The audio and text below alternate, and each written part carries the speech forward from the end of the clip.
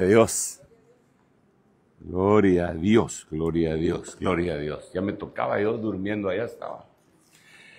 Pueden descender mis amados hermanos, Dios les bendiga. Bueno, vamos avanzando en este retiro, ¿verdad? De la región más norte que tenemos de todo el continente. Nos faltaría hacer un retiro en Alaska, ¿va? Sería bueno que el próximo septiembre, en vez de Las Vegas, dicen ustedes, en Alaska de una vez. Pero gracias a Dios, y nos vamos a poner de acuerdo con los hermanos. Gracias, hermano. Mira si está cargando. Ah, ya. Sí, ya cargó. Nos vamos a poner de acuerdo entonces para definir en qué parte de Canadá lo vamos a hacer. Hagamos una oración. Ya hoy es el último día de este retiro. Gracias, hermano. Sí. Padre, en el nombre de Jesús, gracias, Señor, primeramente por tu misericordia, con la cual, Señor, sin ella no podríamos vivir. Gracias porque tu misericordia aplaca la ira y triunfa sobre todo juicio, y es en base a esa misericordia que apelamos a tu piedad y compasión para que nos hables una vez más, Señor. Para que hagas que nuestra mente, nuestro corazón, Señor, discierna, distinga los tiempos, las edades, nuestra situación, y nos podamos entregar y preparar para ti. En el nombre de Jesús, gracias Padre, gracias Hijo y gracias Espíritu Santo. Amén, amén y amén. Dale ese aplauso al Rey bendito. Damos gracias a Dios por el mensaje que ya ha sido entregado acerca del corazón endurecido, y que no queremos tener un corazón endurecido, ¿verdad? Sabemos cómo se le endureció el corazón a aquel insensato, ¿verdad? Y ahí quedó. Fue un infarto definitivamente el que le dio a Nabal. Pero yo quisiera, antes de despedirme de esta actividad tan hermosa, hacer un recuento de los tiempos que estamos viviendo. Hoy, mientras platicábamos con un grupo de hermanos en el desayuno, estábamos abordando precisamente la etapa, el tiempo que estamos viviendo, y nos quedaba una duda, una gran interrogante acerca de quién era el anticristo. Yo imagino que usted tiene algunos de sus sospechosos, ¿verdad? De ser anticristos. Pero bueno, dice la Biblia en 1 de Juan que hay muchos anticristos, ¿verdad? Y que así como sabemos que el anticristo va a venir, el personaje único, también va a venir anticristos, que yo le llamo a ellos prototipos, prototipos sobre los cuales se va a mover cierta unción, que se va a manifestar al final de cuentas en la vida de la tierra y de la iglesia. Entonces yo he estado predicando, he estado conversando con los hermanos, una temática que desde luego no la he logrado agotar y creo que es inagotable, y es los eventos que se van a dar antes del arrebatamiento. Creo que es importante que tengamos la línea de tiempo para saber qué cosas se van a dar. Yo le puse, vamos a ver, tengo aquí algunas cositas que si ustedes me permiten las vamos a... le puse a esa parte del tema, aunque no es ahí exactamente en donde voy a platicarles, pero es importante que lo mencionemos, que los eventos que son previos al arpazo, el arpazo viene a ser el arrebatamiento, es la palabra que se utiliza en 1 Tesalonicenses 4 cuando dice que viene un arrebatamiento.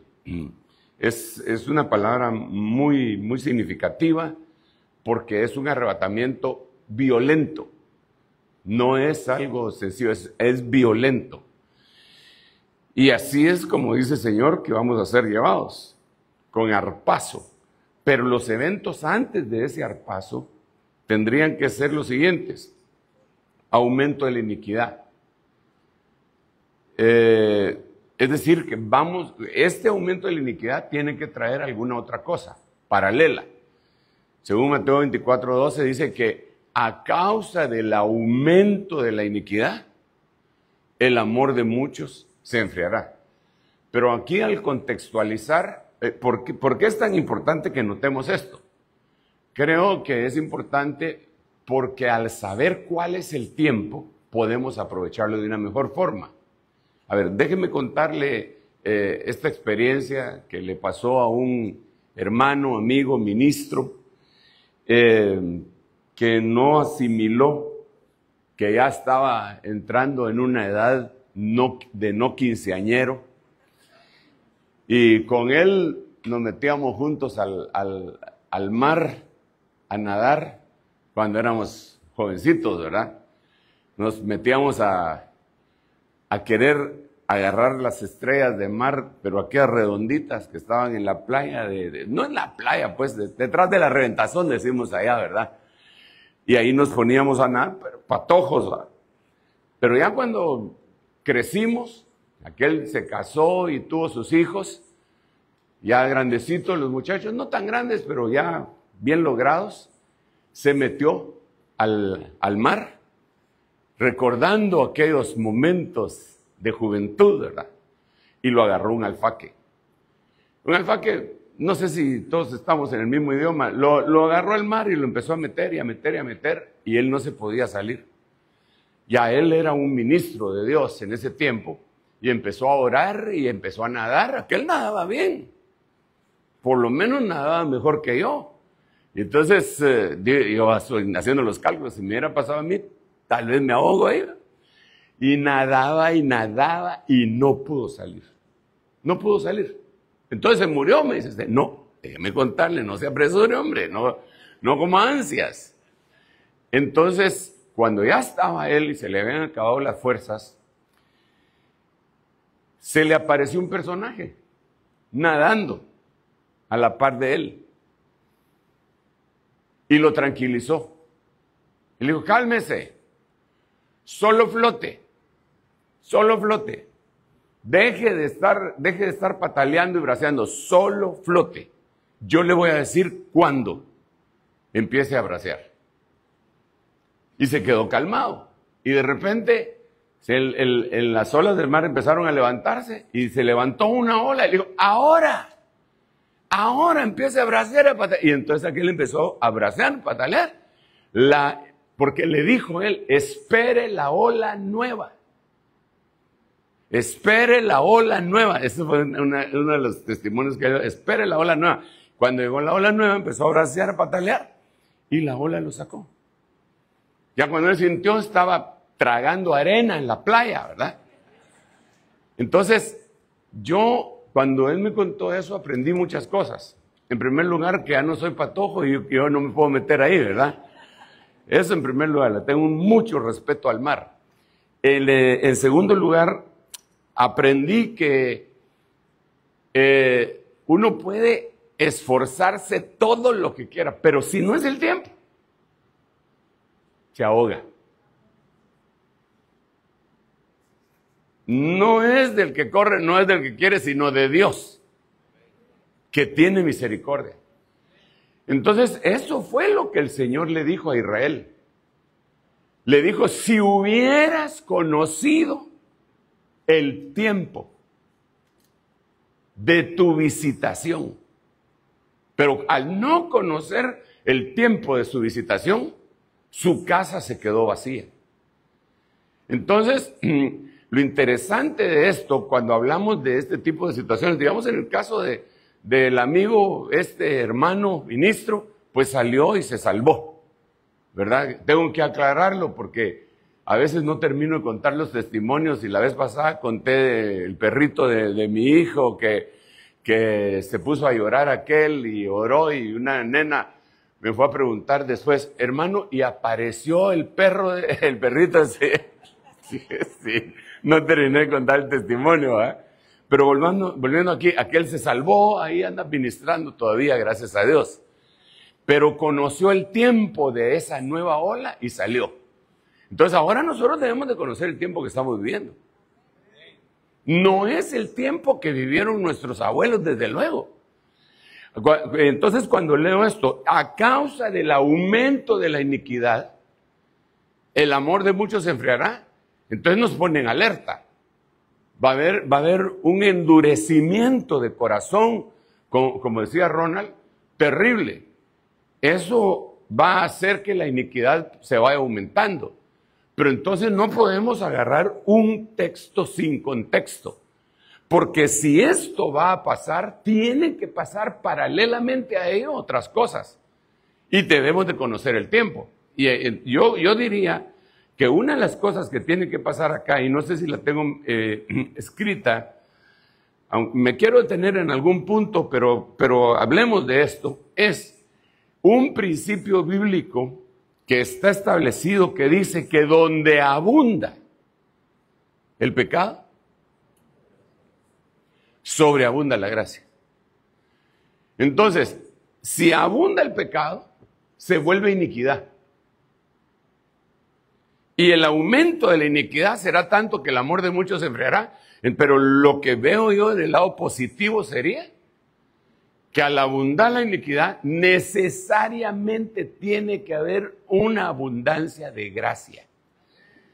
Entonces, eso es esperanzador.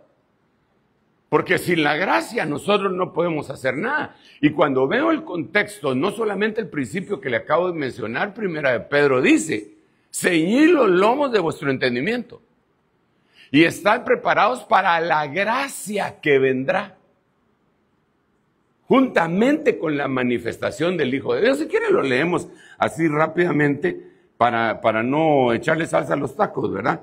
¿Dónde dijimos que estaba? Primera de Pedro 1, ¿qué?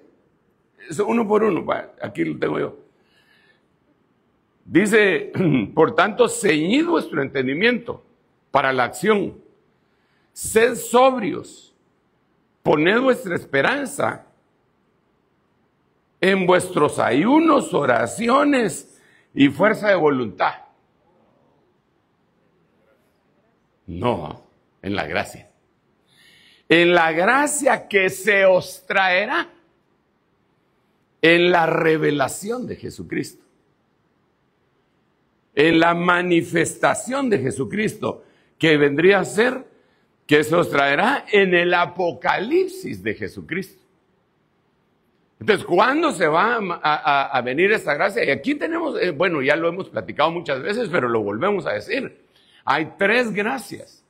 La gracia del Padre, la gracia del Hijo y la gracia del Espíritu Santo, que se unifican en una sola gracia. La gracia del Padre, según Tito 1 y según 1 Timoteo 2:9, nos la dieron antes, en la eternidad. La gracia del Hijo nos la dieron aquí en la tierra para ser salvos. Y la gracia del Espíritu Santo nos la dan en el futuro junto al apocalipsis del Señor Jesucristo.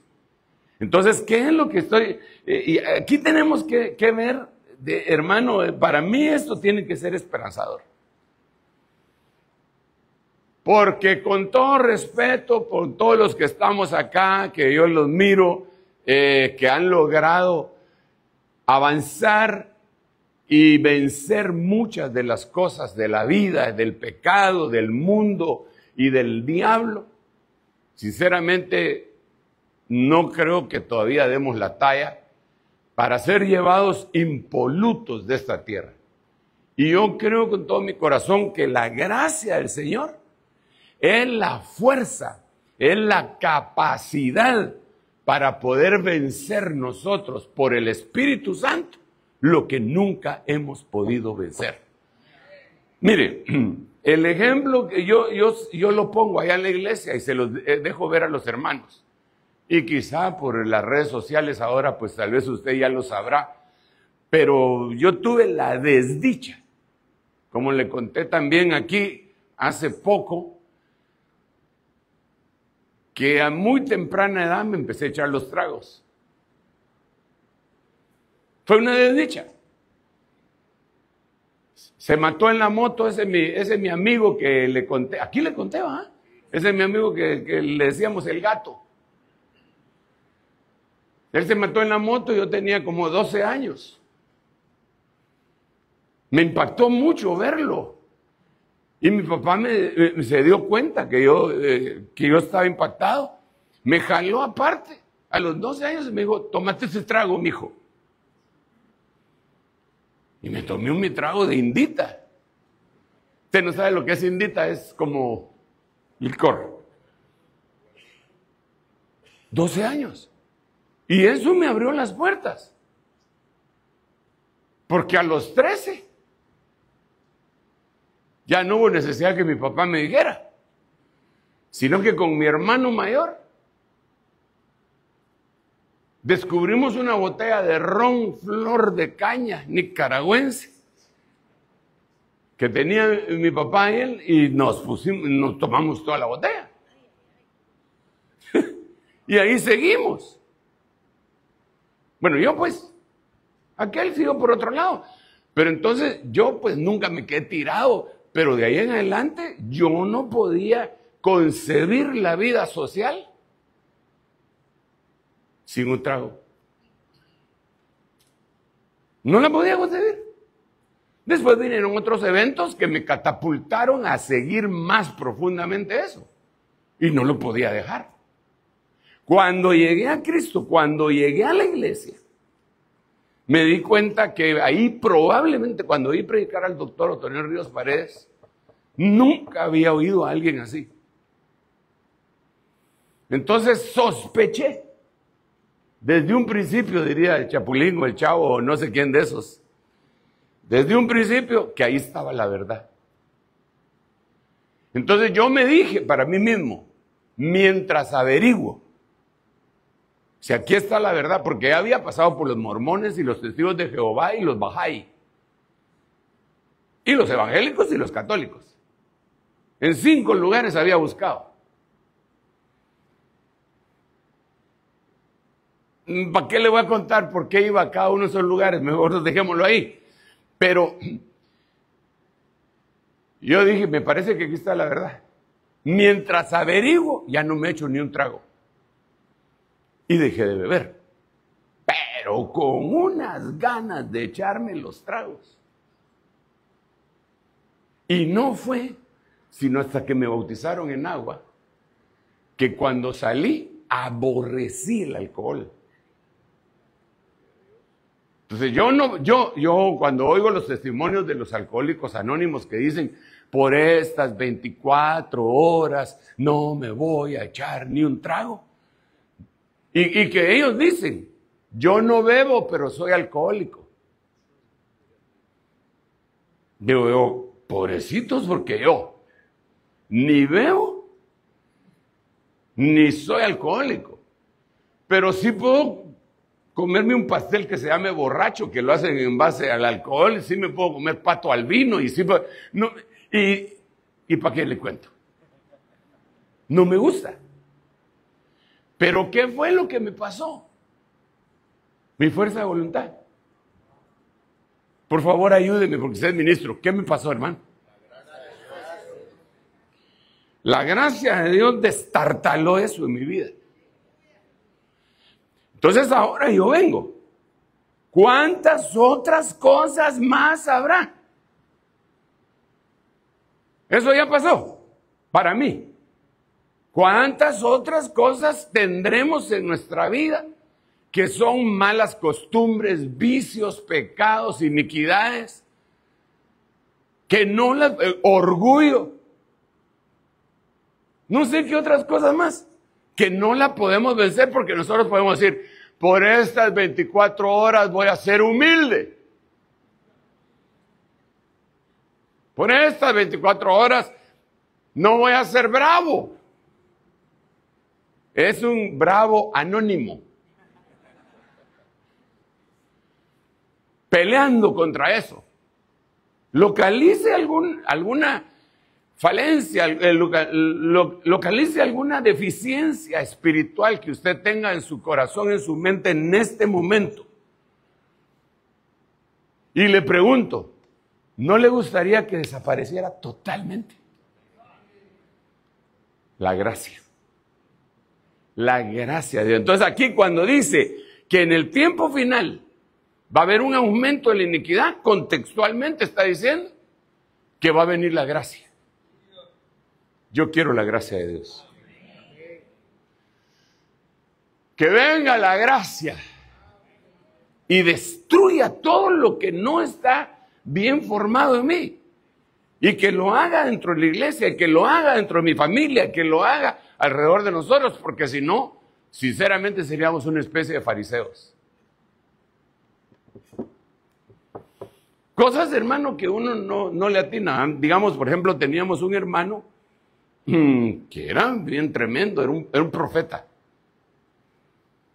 Algunos de ustedes quizás lo conocieron, no voy a decir nombres, hace muchos años, hace muchísimos años, muchísimos, 40 quizá. El Señor lo usó a él para golpearnos fuertemente, porque éramos bien legalistas en ese tiempo. Y él llegó con unas ideas bien tremendas y mi apóstol le dio vía. Entonces nos teníamos que sentar a oírlo y él tenía conceptos con los que no estábamos de acuerdo. Se salía del huacal ese hermano. Entonces un día se echó así en una reunión de pastores el texto aquel de la Biblia que dice: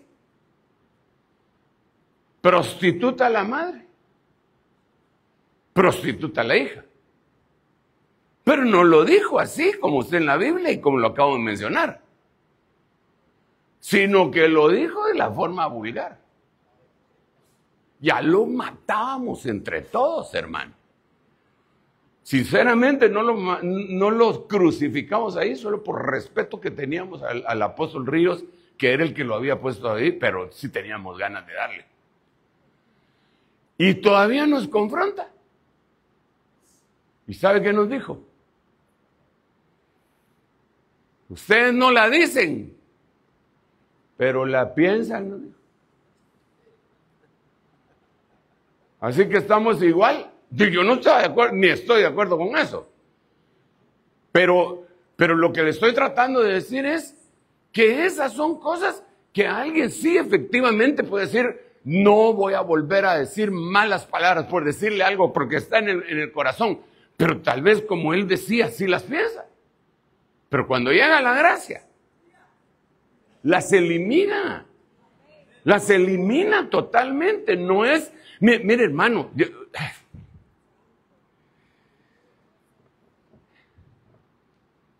usted fue mal hablado. Qué vergüenza, ¿va? ¿O nunca fue mal hablado usted? No, algunos de aquí tienen una cara, hermano, que fueron unos santos toda la vida, ¿ah? Pero ahí en mi casa todos éramos mal hablados y entonces nos dimos cuenta que eso era feo. Entonces con mis hermanos nos valimos a las trompadas. ¿Usted sabe qué es valerse a las trompadas? ¿Qué es? Es decir, hacemos un pacto. Cada vez el que diga una mala palabra, los otros dos tienen derecho a pegarle. ¿Estamos de acuerdo? Estamos de acuerdo. Ok, no se vale pegar en la cara ni en el estómago. ¿Estamos de acuerdo? Estamos de acuerdo. Ok. Se podía pegar en los brazos, en los muslos, incluso patadas. ¿Sabe quién es el más golpeado? Mi hermano. ¡Ah! Pero yo sí, sinceramente dejé de decir algunas cosas por miedo a las trompadas. Porque mi mente me decía: no, hombre, te van a dar estos. Pues, tranquilo, pero cuando no estaban ellos, ¿qué? Pero cuando llegó la gracia, ya no era solamente me va a castigar Dios, sino que le cambiaron, le dieron vuelta, como darle vuelta a un calcetín, y uno logró derrotar esa carencia, esa deficiencia en su propia vida. ¿Cuántas cosas más hay? Y solo el Señor las puede hacer. Entonces, ¿qué va a pasar antes de que venga el Señor? Va a haber un aumento de iniquidad. Principio bíblico. Eso no lo dijo un predicador. Eso lo dijo el Señor Jesucristo. Mateo capítulo 24, versículo 12. Y a Él nunca le fallaron las profecías. Así que si Él dijo que iba a haber un aumento de la iniquidad, iba a haber un aumento de la iniquidad. Va a haber, ya está viendo.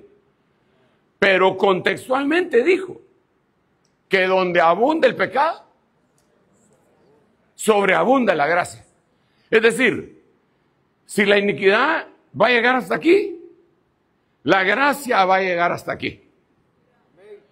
Entonces, ¿qué es lo que estoy esperando? ¿A la iniquidad?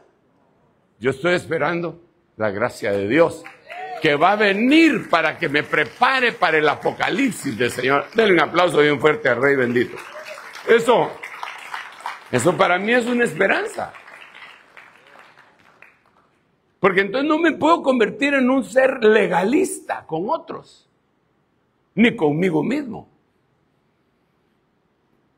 Pero bueno, claro que aquí ya no puedo seguir con otras cosas, pero solo la gracia es tan importante, ¿va? Mire, pues la gracia no es permiso para pecar. La gracia es fuerza para no pecar. Pero fuerza sobrenatural. Es un milagro de Dios que solo puede ocurrir por medio del Espíritu Santo. Ahora, cuando vemos esta situación, tenemos que ver por qué la gracia no opera en algunas personas. Así rápidamente, porque aquí yo tengo por lo menos 14 puntos apuntados aquí, pero tengo otras cosas que decirle.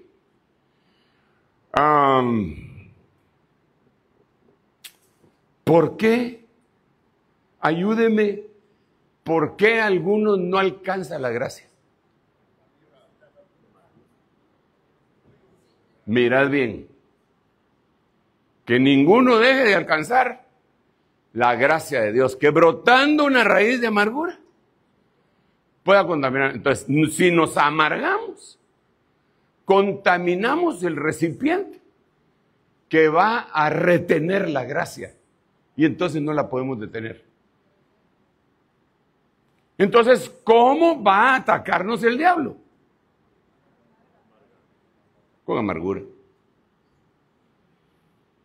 Porque entonces va a resquebrajar la cisterna, el recipiente, para que cuando se derrame la gracia no la podamos retener. Entonces aquí tenemos que, porque todo esto es contextual. Entonces, en base a este único texto, saqué otros contextos. Pero mire por dónde voy ya. Esto quiere decir que este es tiempo de ajenjo. De Apocalipsis capítulo 8. Esto quiere decir que una estrella ardiente, que está refiriéndose a un espíritu inmundo también aparte de sus cuerpos celestes, va a caer sobre la humanidad, amargando a toda la humanidad. Y hermano, ¿qué es lo que tiene la humanidad en estos momentos? Una tremenda amargura. Y entonces aquí vuelvo otra vez a la carga. Dios siempre, el principio que le dije, que donde abunda el pecado, sobreabunda la gracia, entonces diríamos acá, ok, ¿nos va a dejar Dios abandonados? Entonces, ¿qué va a hacer el Señor si sabe que vamos a ser atacados con amargura? ¿Ah? Dígame, por favor, con eso lo descubrimos juntos. Yo diría que aquí los únicos que tomamos café amargo es Gerardo y yo. Ah, parece que hay otros que tampoco le echan. Y aquel sí le echa azúcar, ya me lo descubrí. No, estaba asustado. No, yo no, dice. Cabal ahí en la población de aquel fue donde vi un rótulo que decía, el buen café no necesita azúcar. Y el malo no la merece. Rema de Gerardo. No era de Gerardo, pero era de su pueblo. Pero si a usted no le gusta el café amargo, ¿qué hace? Le echa esplenda, azúcar, miel, lo que sea. Va, ahora trasladémoslo a lo espiritual. Si usted está siendo atacado con amargura, ¿qué hace? Mire, para empezar, Usted trata de que el ministro de alabanza que está con usted sea el hijo de Isaí, el ungido del Dios de Jacob, el varón que fue levantado en alto, el dulce cantor de Israel. ¿Verdad? Esa dulzura que fluye en la alabanza le quebranta el corazón a cualquiera. Lástima que nos fue nuestro salmista que cantaba el corazón. Ya se fueron los $1,000. Ya que se lo había aprendido usted y aquel ya va en el aeropuerto. Pero no solo eso causa dulzura. Dice la Biblia, cuando se está quejando aquel hombre, si hubiera sido otro el que me traicionó, yo lo hubiera podido sobrellevar, pero eras tú con el que compartíamos los dulces secretos en la casa del Señor. Entonces las palabras del Señor son dulces. ¿Qué nos va a quitar a nosotros la amargura? La palabra del Señor. ¿Qué nos va a quitar la amargura? La alabanza genuina de un adorador que ha pasado por las 4 facetas. ¿Qué nos va a quitar la miel? La miel que sale, que brota del panal, que a su vez brotó del vientre del león derrotado por un ungido. Porque ustedes saben, en la historia del libro de los jueces, Sansón, un león se le deja venir y él lo mata con la mano desnuda y cuando regresa tiene un panal. El león es el diablo, derrotado. Eso es lo que quiere decir. Las grandes victorias que has tenido son dulces y cuando las recuerdas dices, ¡ja, ja, ja! Más o menos como la vida. Para mí es impresionante eso. Porque creo yo que aunque no podemos vivir solo de experiencias pasadas, es bueno recordarlas, sobre todo cuando triunfaste. Yo siempre lo he dicho, se los he mencionado a los hermanos y les pregunto, ¿ustedes cómo se imaginan a David? ¿Cuánto medía David? ¿1.50? ¿1.60? ¿1.70? ¿1.80? ¿1.90? ¿2 metros? ¿De qué estatura se imagina? No es Biblia, solo imaginación. ¿De qué estatura se imagina usted, David? 1.50. ¿Te imaginas? Va 1.65, o sea. Ya usted empieza a poner su propia estatura. 1.75, hermano. 1.81. Vale, está bueno. Ahora se imagina al gigante. Ni tenemos necesidad de imaginarlo. Era el equivalente a 3 metros. Mire pues, ¿cuánto hay de ahí para ustedes que son... Huicho, vos que sabes de eso, ¿cuántos hay? Del piso para ahí arribita, ¿eh? ¿Sí? 2.75. ¿Ah? Yo digo aquí pues, eso de ahí.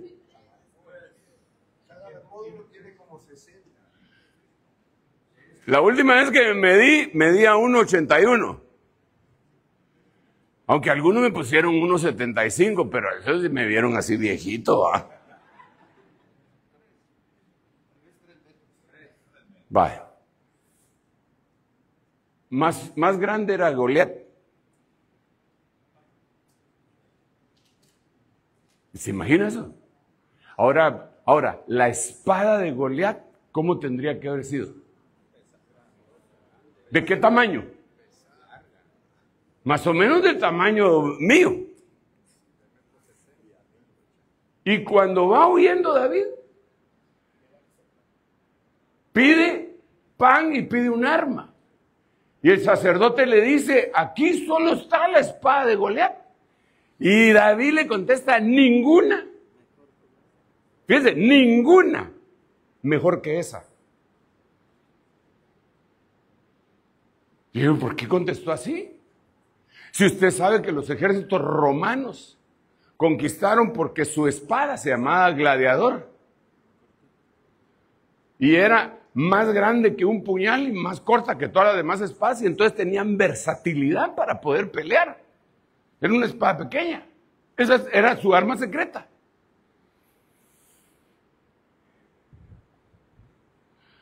La vez pasada me regalaron una espada esa que le dicen de Salomón, que es de este tamaño, hermano. Y pesa. Me han regalado varias. Y entonces estábamos en una actividad y surgió el deseo de que aquí la espada, yo iba a agarrar la espada. Pero como al minuto, miraba quién se la entregaba. Y desafortunadamente estaba Tito por ahí, hermano. Y a ese sí le gusta la espada. Yo decía, le va a volar la cabeza a alguno de mis apóstoles aquí. Agarren a Tito, por favor. Pero entonces dije yo, ¿cómo va a ser ninguna mejor que esa si no se puede manipular bien? El recuerdo. Yo me lo imagino que él iba arrastrando la espada así, como Jesús la cruz. ¿Cómo pesa esta espada? No sé por qué me la traje. En viaje largo el sombrero estorba. Y de repente cuando ya no la aguantaba decía, pero el dueño de esta espada me hizo los mandados. Lo maté, le quité la cabeza porque Dios me ayudó y seguía caminando. Entonces hay experiencias que Dios te ha dado que no le ha dado a otras personas. Y cuando te recuerdas de ellas dices, si me libró aquella vez, este canche me hace los mandados. Por si es una pelea con Ice. Aquí puedo hablar libremente de eso. Entonces, está aquel recuerdo hace que venga la dulzura y no te amargues. Y puedas decir, como me ayudó el Señor aquella vez, me va a volver a ayudar. Me recuerdo del oso y me recuerdo del león que se llevaban las ovejas y yo iba detrás de ellos y si se volteaba contra mí, yo lo mataba, con las manos desnudas lo mataba.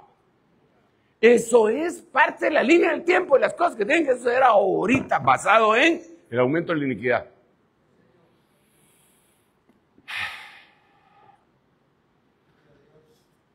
Lástima que se fue mi salmista, hombre, pero aquí tengo otros.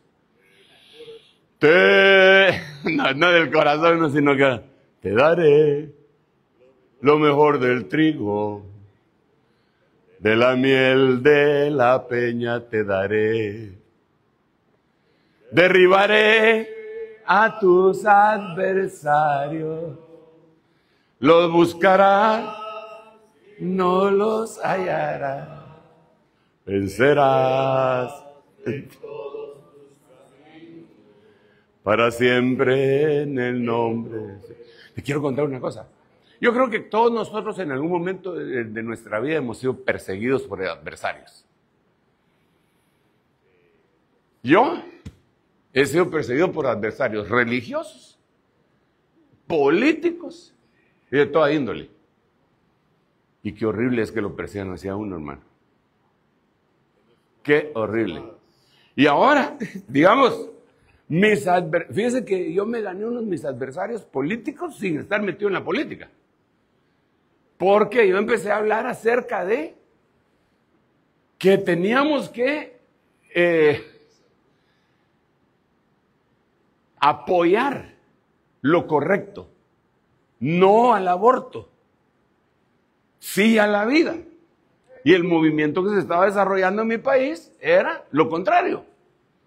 Entonces me pusieron el dedo y me persiguieron. Mis adversarios Los busco y no los hallo. Unos están refugiados aquí en Canadá y otros en Estados Unidos. Asilados. Y cuando empezó la persecución, yo me recuerdo, yo estaba en Los Ángeles. Y cuando empezó la persecución me tuve que regresar de inmediato a Guatemala. Y me paré en el púlpito y dije, el Salmo 32, Señor, creo que el 32 es, desentierra tu hacha, levanta tu espada, persigue a los que nos persiguen.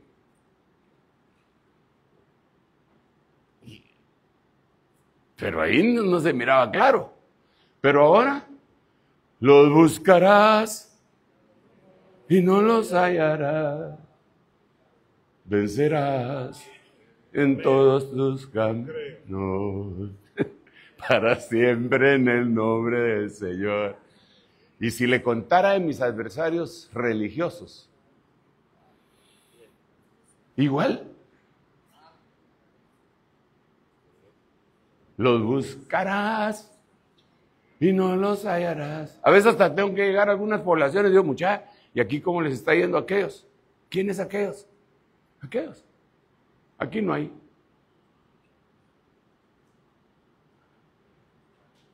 Híjole, me estoy excediendo. Reprendo en el nombre de Jesús. Yo solo estoy diciendo lo que dice la Biblia. Para animarlo. ¿Cuántos han sido perseguidos? Los buscarás y no los hallarás. Vencerás en todos tus caminos para siempre en el nombre del Señor. ¿Por qué? Porque te darán lo mejor del trigo y de la miel, de la peña. Solo aguántate como los cristianos. ¿Cómo vamos de tiempo? Estoy re bien. Bueno, aumento de la iniquidad.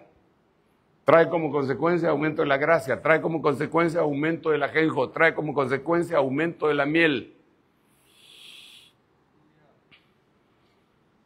¿Sabe qué otra cosa es dulce? ¿Ah? El maná. Dice que tenía sabor como a hojuelas con miel. Yo a veces en los supermercados digo, este cuate que hizo cornflakes de Kellogg's tenía revelación. Así me imagino el maná, ¿ves? Cornflakes de Kellogg's. Claro que después le pusieron su carita, el tigre Toño y no sé quién más, ¿verdad? Pero el original, digo, ¡ala, qué cabal hacía de haber sido el maná! Digo yo, con hojuelas, con miel. Y es el maná, el que cae en medio de la noche, junto con el rocío. Primero caía el rocío, después caía el maná y después caía más rocío para conservarlo fresco, hermano. ¡Qué impresionante eso! Esa es la palabra de Dios. Entonces yo creo que este es un momento de abundancia de palabra de Dios. De miel, de revelación. Bueno, miremos otra cosa. Es un momento de limpieza. ¿Cómo voy de tiempo? Me queda tiempo. Mire pues, es un momento de limpieza. Yo quisiera hacerle una pregunta. No me la vaya a contestar. Porque contéstesela a usted mismo. ¿Usted está limpio? No me la conteste. ¿Usted está limpio? No me la conteste. ¿Usted está limpio? Le voy a leer un versículo que me llama la atención. Estoy hablando espiritualmente. Yo sé que sí se bañaron hoy, eso espero. Déjeme leerle este pasaje y que lo desgranemos entre todos. Porque si no, no tiene sentido. Vamos a ver, si no lo desgranamos, pues. Daniel capítulo 11. Desde el verso, vamos a ver, solo para distinguir el tiempo, desde el verso 31, está hablando de un personaje. Porque los 30 veces anteriores está hablando del rey del norte, del rey del sur y que hay un montón de problemas. Pero aquí ya se empieza a enfocar en el anticristo, que tiene que ser revelado antes del día del Señor. Y entonces dice, de su parte se levantarán tropas, profanarán el santuario diagonal fortaleza. Abolirá el sacrificio perpetuo y establecerán la abominación de la desolación. O sea, esa es la que dijo el Señor también en Mateo 24 cuando dijo, cuando veáis la abominación de la desolación de la cual habló Daniel, entonces dio un parámetro el Señor de comparación en tiempo. Aquí a este versículo se estaba refiriendo, a uno de esos versículos se estaba refiriendo. O sea, es el anticristo. Entonces mire lo que dice, con halagos hará apostatar a los que obran inicuamente hacia el pacto. Espérenme. Los hace apostatar. Pero ya estaban obrando inicuamente. Es decir, estaban obrando inicuamente, pero no eran apóstatas. ¿Sí me voy a entender? Todavía no habían llegado a eso. Su actuar inicuo los hacía materia prima para ser apóstatas. Pero sigue habiendo acá. Mas el pueblo que conoce a su Dios se mostrará fuerte y actuará. Ahora esto. Y los entendidos entre el pueblo instruirán a muchos. Sin embargo, durante muchos días caerán a espada, fuego y en cautiverio y despojo. Ahí es la literalización en la gran tribulación. Pero cuando lo vemos espiritualmente, miren lo que sigue. Aquí. Vamos a ver. Dice, también algunos de los entendidos caerán.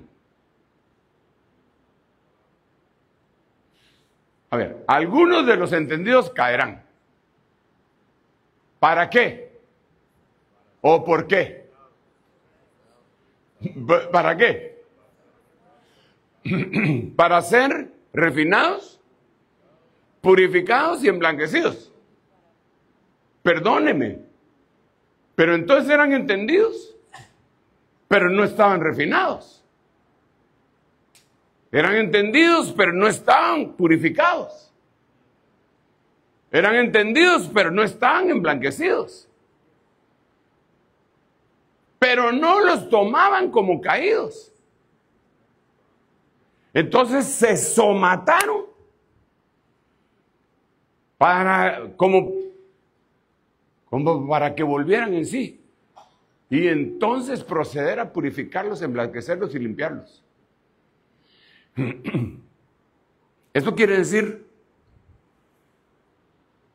que uno no empieza su restauración completamente hasta que asimila y reconoce que tocó fondo.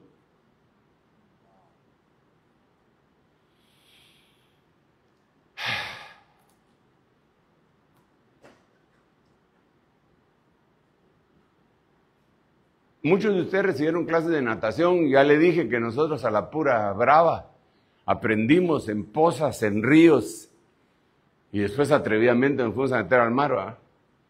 Pero de vez en cuando andábamos en las piscinas, de muchachitos, ¿verdad? Sin entrenador ni nada, como hacen ahora con todos los muchachitos.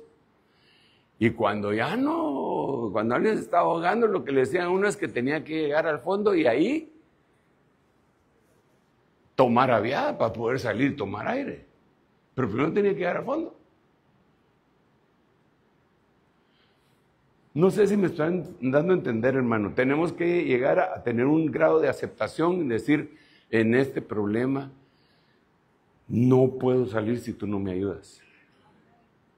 Hace unos años, acompañamos a una madre de familia que tenía su hijo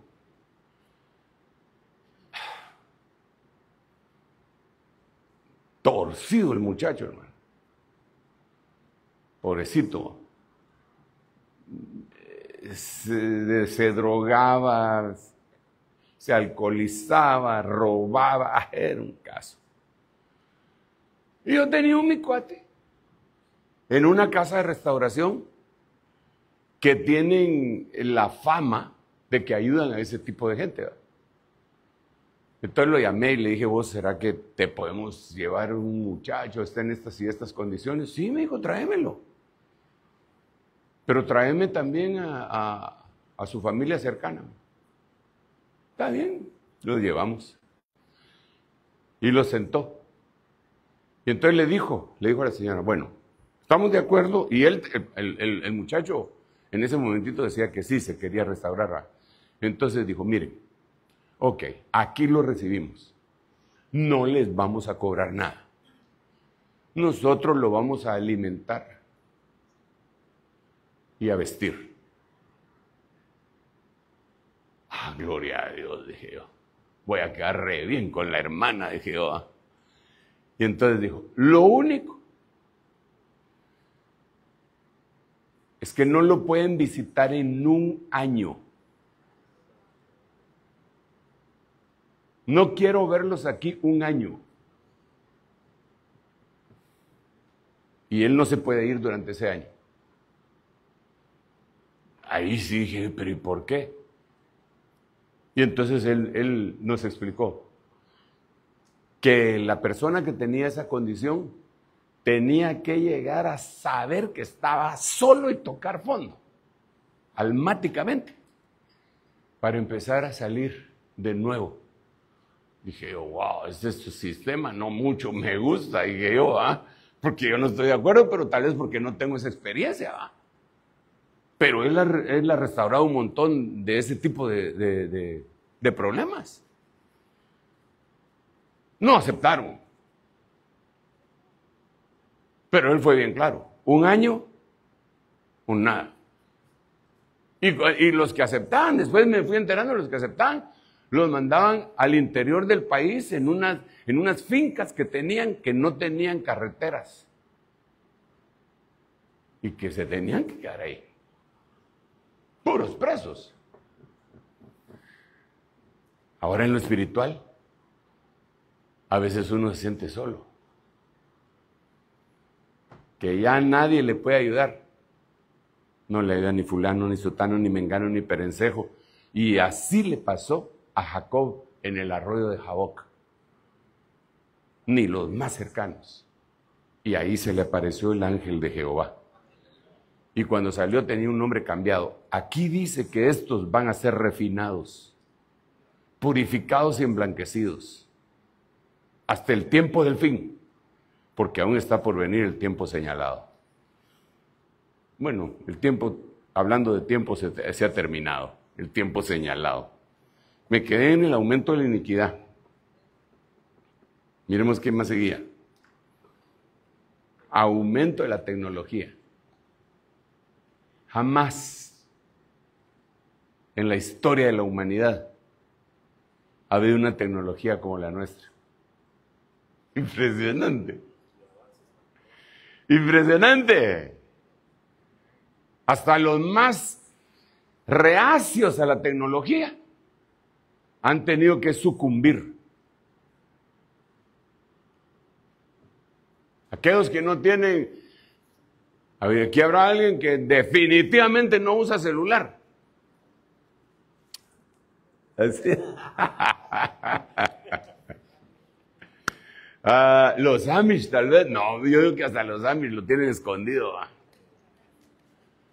La tecnología nos ha avanzado, hermanos. Y ha sido extraordinariamente útil para la difusión del Evangelio, pero también para la difusión de la maldad.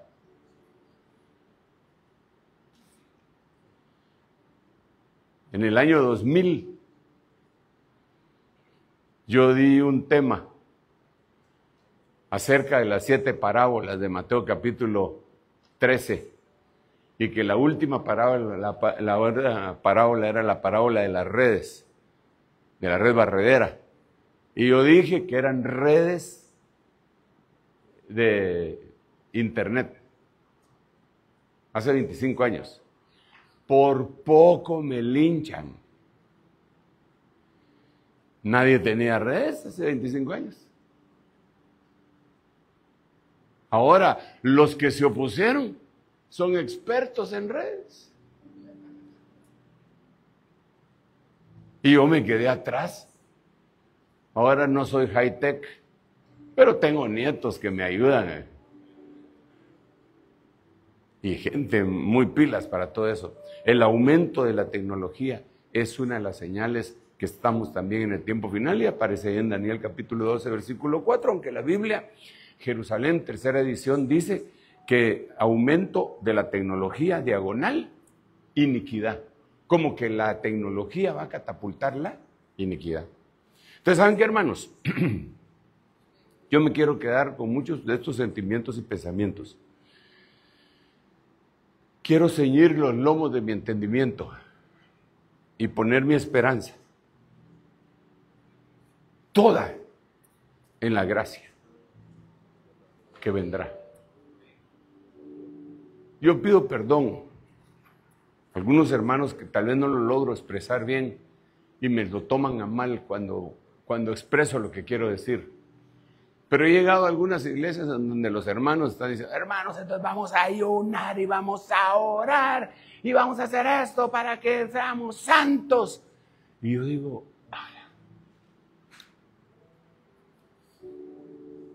perdón, pero no lo creo de esa manera.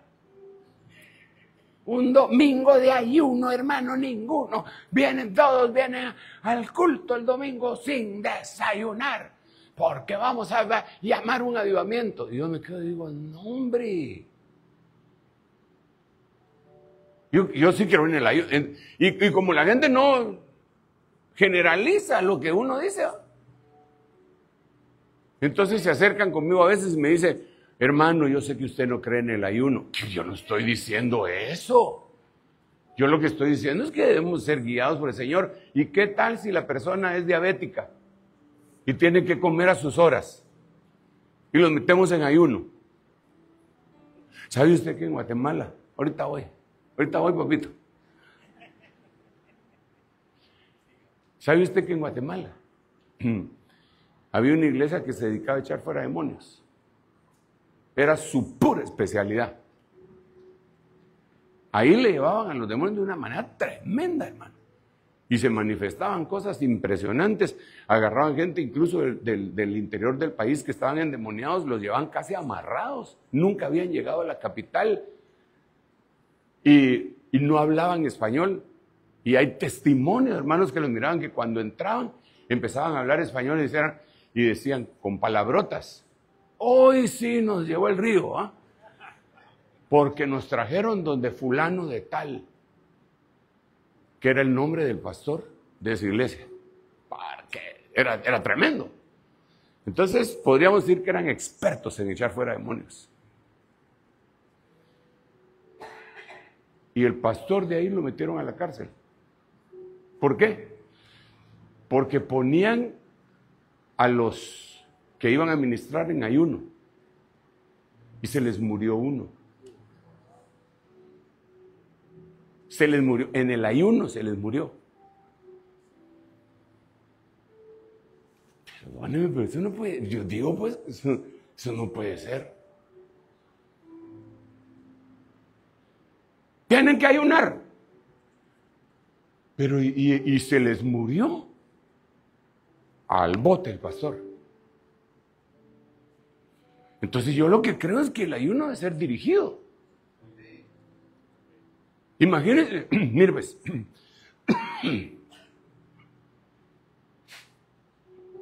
tengo entendido que hay varios médicos en medio de nosotros, ¿no?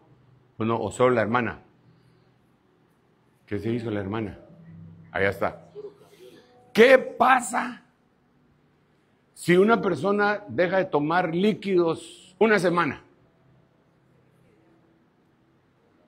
¿Le pueden colapsar alguno de sus órganos?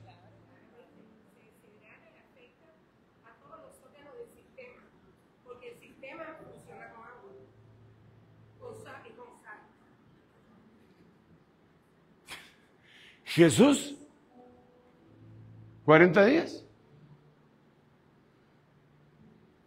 sin agua. Sí, perdóneme, pero eso tuvo que haber sido algo sobrenatural.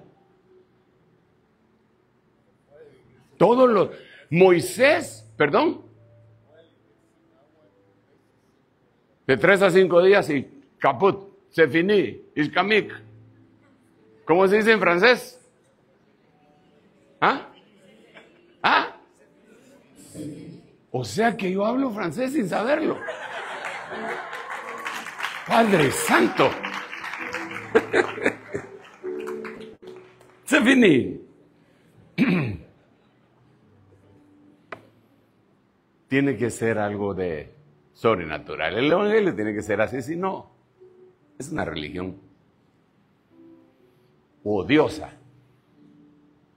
Pero lo que nos da el Señor no es eso. Padre, en el nombre de Jesús te doy gracias por tanta bendición que tú traes sobre nosotros en medio de nuestros problemas, en medio de nuestras debilidades, en medio de nuestros aciertos, en medio de nuestras luces, también las sombras que a veces tenemos, Señor.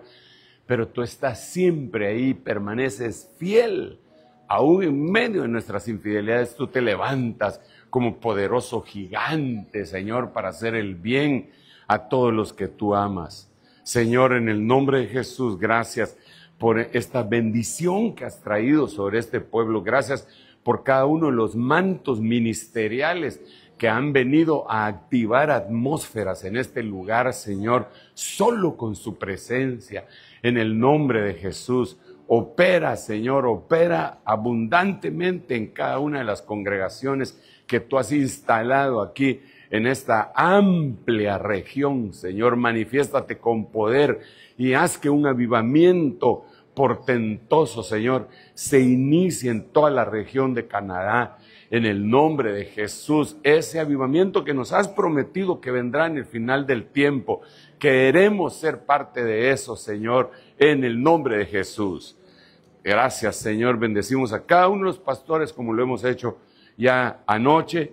Les bendecimos en el nombre de Jesús. Gracias, gracias, gracias, gracias, gracias. Dale un aplauso al Rey bendito.